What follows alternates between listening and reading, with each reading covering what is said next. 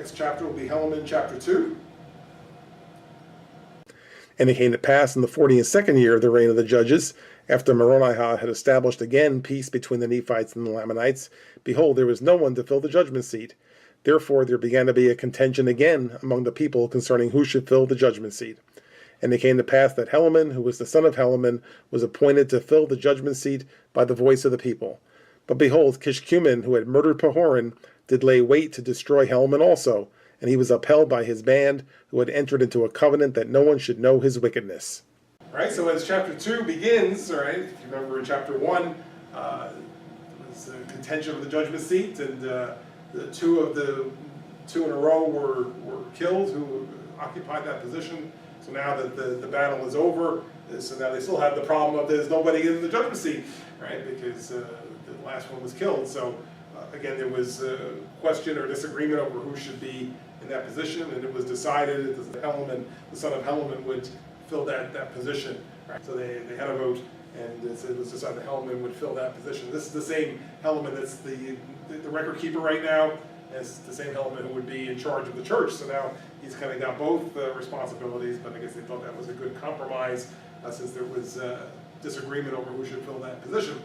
All right? But as you can see in verse 3, the same murderer, the same hitman, Kishkumen, is still around, and so again, I'm not sure why they're going to kill everybody who takes this position, because the one they wanted is long dead now. But nonetheless, it says he's did lay wait to destroy Helaman also, and so he still had his people protecting him and protecting his identity. So I think it's pointed out this way, he still had the opportunity to do this because nobody knew who he was. They didn't know he was the hitman who killed the other one, so he's got a chance to do it again now with Helaman.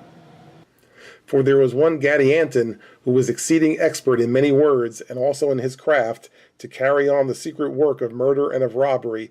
Therefore he became the leader of the band of Kishkumen. Therefore he did flatter them, and also Kishkumen, that if they would place him in the judgment seat, he would grant unto those who belonged to his band that they should be placed in power and authority among the people. Therefore Kishkumen sought to destroy Helaman. So what you have here is a new candidate for the judgment seat, all right, a self-appointed candidate named Gadianton, and so he gathers some followers, and so through flattery, he tells them, hey, make me the governor, and I'll take care of all of you. All right, I'll give you all good jobs. I'll put you in positions of authority. Kishkumen, yeah, we'll have you be in charge of the murders, and everybody will have their own position, right? So he's kind of talked them all into supporting him in this effort. So therefore, it's enough that they say, okay, well then now we have a reason to kill the current governor, because we're going to put our candidate in instead. So therefore, now it says Kishkumen sought to destroy Helaman as well. And it came to pass, as he went forth towards the judgment seat to destroy Helaman, behold, one of the servants of Helaman, having been out by night, and having obtained through disguise a knowledge of those plans which had been laid by this band to destroy Helaman, and it came to pass that he met Kishkumen and gave unto him a sign. Therefore Kishkumen made known unto him the object of his desire, desiring that he would conduct him to the judgment seat, that he might murder Helaman. Right, so it says that Kishkumen was on his way to do this, and he encountered, this is one of the servants of Helaman, who apparently was acting like a spy. Right? It says that through disguise, that he must have been infiltrating even the group that Kishkumen was part of, to found out that this was in the wind. And so it says he obtained through disguise a knowledge of those plans which had been laid by this band to destroy Helaman. Right? So therefore he met up with Kishkumen. It says that he knew the secret sign. Right? So that doesn't say what the sign was, but might have been a secret handshake, or who knows what, or something that he would say, a password, if you will. Right? There was some kind of a sign that I guess they used to each other to identify themselves as part of the inside group here. And so the servant of Helaman knew the sign. So when he contacted Kishkumen, he obtained his trust, right? And said, made him think he was one of the ones working with him. And so then once that was the case, then he told him what he was going to do, told him the plans. And so they said, hey, I work for Helaman, so I can get into the judgment seat area. So come with me, and I'll get you in there to do what has to be done here. And when the servant of Helaman had known all the heart of Kishkumen, and how that it was his object to murder, and also that it was the object of all those who belonged to his band to murder, and to rob, and to gain power, and this was their secret plan and their combination, the servant of Helaman said unto Kishkumen, Let us go forth unto the judgment seat. Now this did please Kishkumen exceedingly, for he did suppose that he should accomplish his design.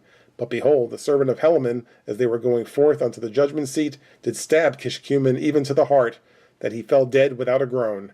And he ran and told Helaman all the things which he had seen, and heard, and done. And it came to pass that Helaman did send forth to take this band of robbers and secret murderers, that they might be executed according to the law.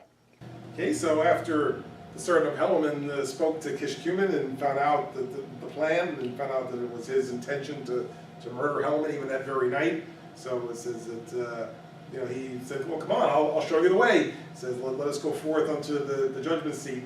And so Kishkumen said, cool, I got somebody who's an insider who can get me in to where the governor is, so that'll make this easier. And so he was going with the servant, and as you can see in verse 9, it says the servant killed him. Right? So he stabbed him to the heart, even that he fell dead without a groan. So therefore he was able to prevent this crime and by killing the killer. And then he went and told Helaman what happened.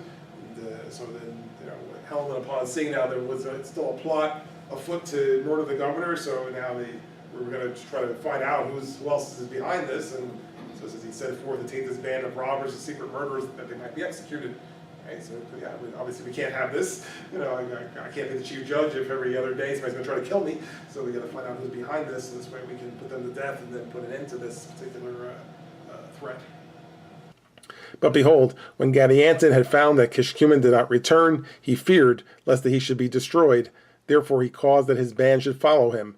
And they took their flight out of the land by a secret way into the wilderness, and thus when Helaman sent forth to take them, they could nowhere be found. And more of this Gadianton shall be spoken hereafter.